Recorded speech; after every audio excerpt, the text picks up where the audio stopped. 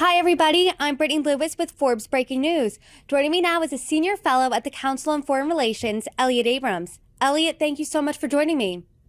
Sure, glad to do it. We have seen this real escalation in the Red Sea over the past few months, so I would really love for you to break it down for us. Houthi rebels have been launching attacks on commercial ships, and in return, the U.S. has carried out multiple strikes on the Houthis in Yemen. So to start, can you explain who the Houthis are and what exactly is motivating them? The Houthis are a religious tribal sect in Yemen.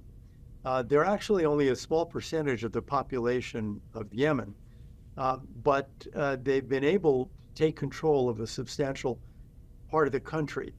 And the reason for that, I think, is it was partly that they're unified, but mostly Iran. That is, where do they get the money? Where do they get the weapons?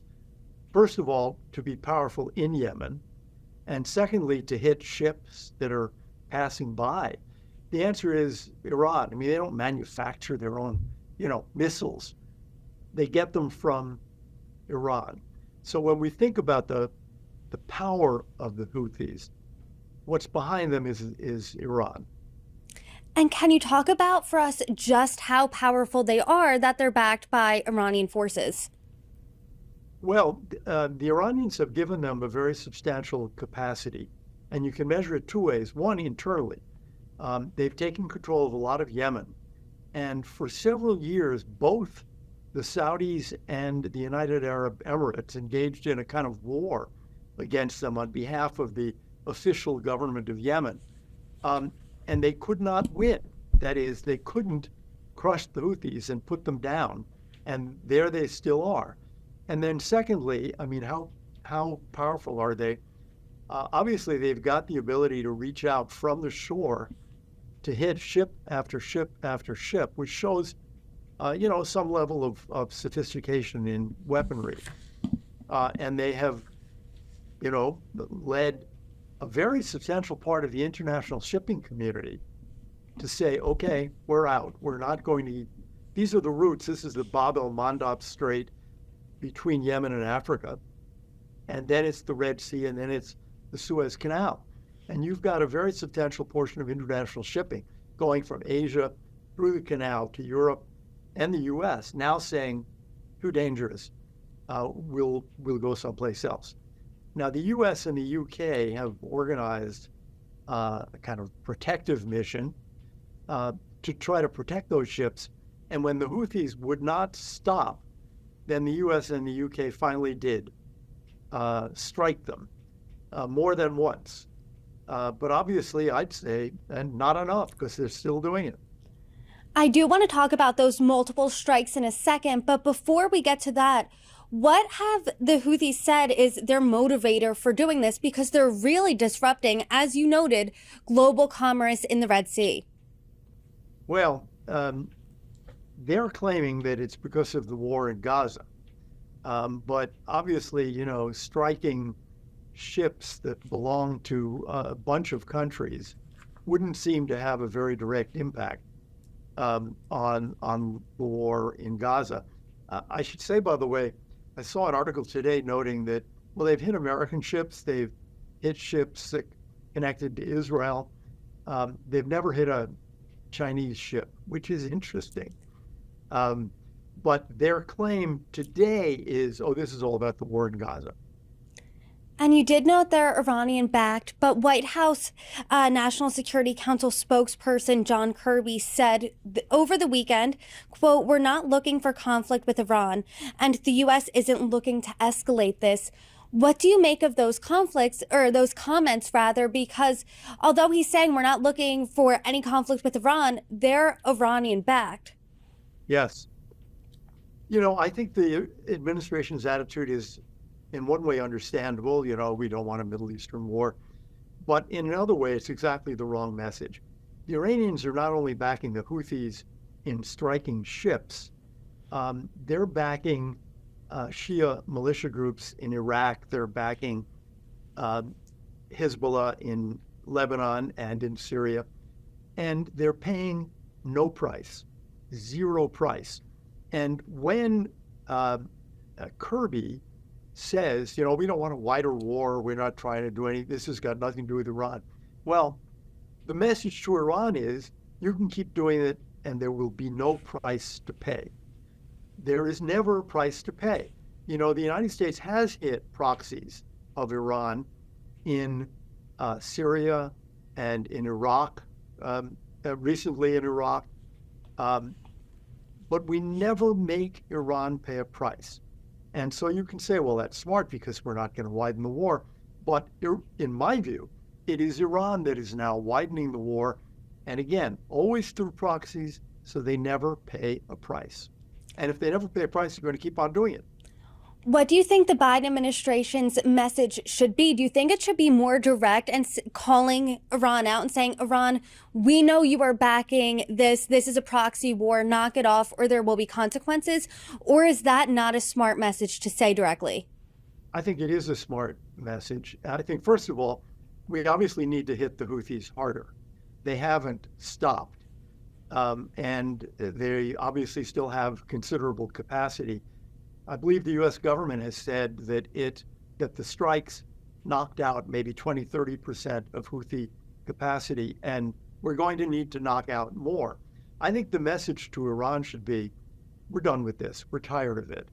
We're not letting you hit American ships and hide behind the Houthis.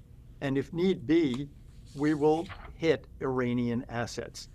When we have done this in the past, the last few decades, the most recent one was the killing of Soleimani, the head of the IRGC Quds force, the Iranian force. Iran made a lot of speeches, but they did nothing. They understand that the United States is a lot more powerful. So I think the message that Kirby is delivering, that we don't want any conflict here with Iran, it's a message to Iran that this will continue to be cost-free for them. But I know he is saying we don't want conflict with Iran, but since the Houthis are a proxy of Iran, are we technically in conflict with Iran right now, considering both the U.S. and the U.K. have targeted multiple Houthi missile sites in Yemen? I think I'd have to say no. The reality is that we're dealing with an Iranian proxy there and in Iraq as well. But again, they're just hiding behind proxies. So they're immune, apparently, and they can keep doing this forever.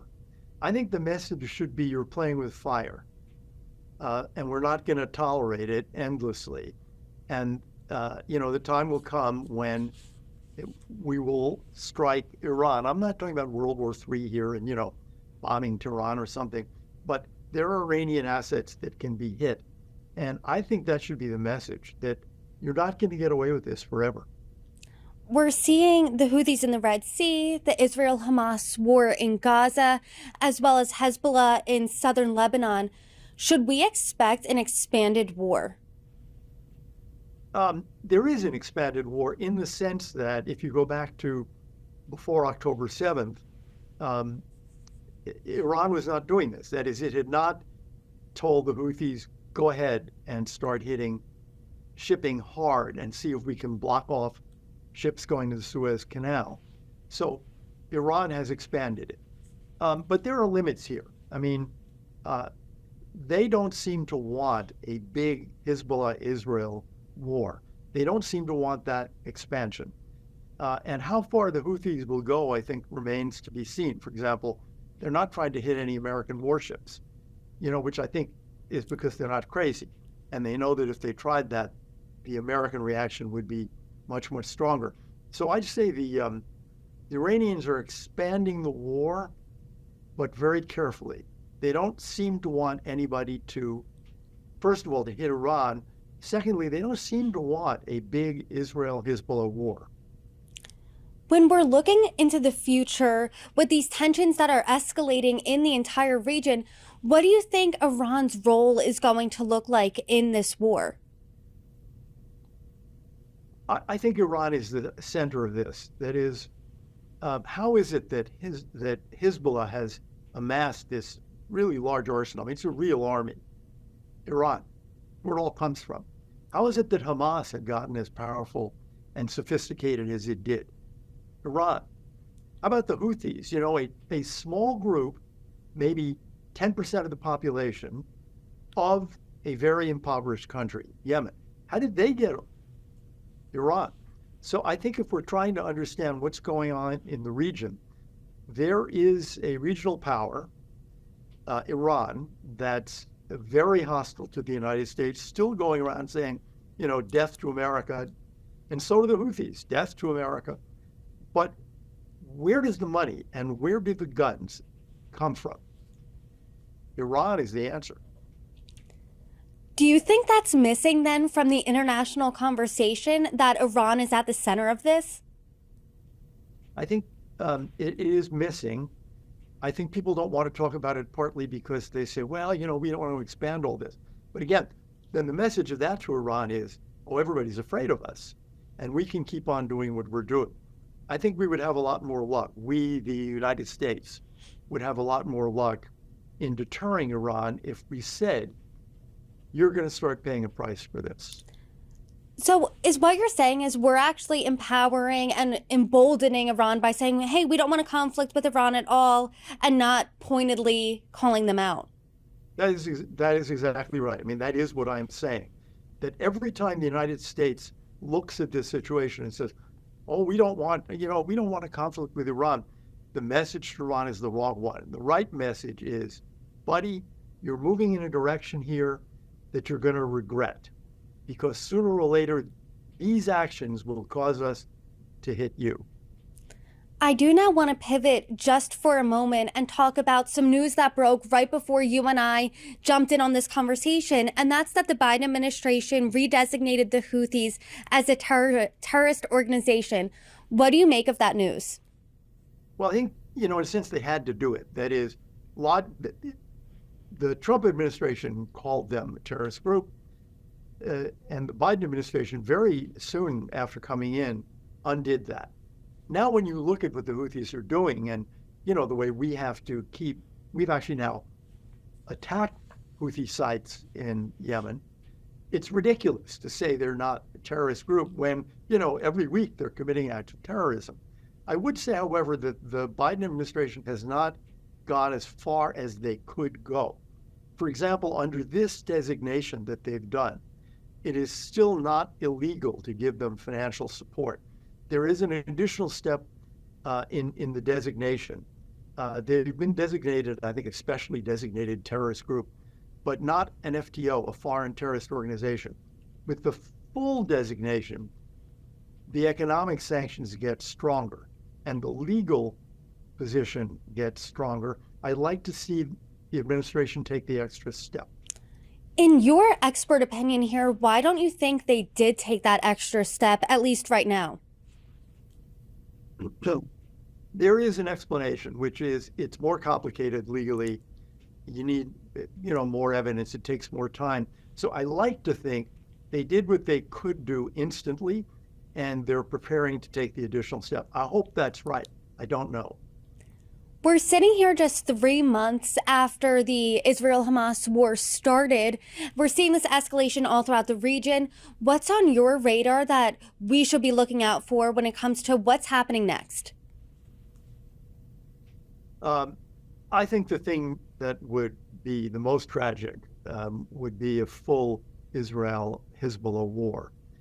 There have been skirmishes on the border, but both sides seem to want to keep it to the border. And I'd say the level of hostilities is actually lower today than it was, say, a month ago.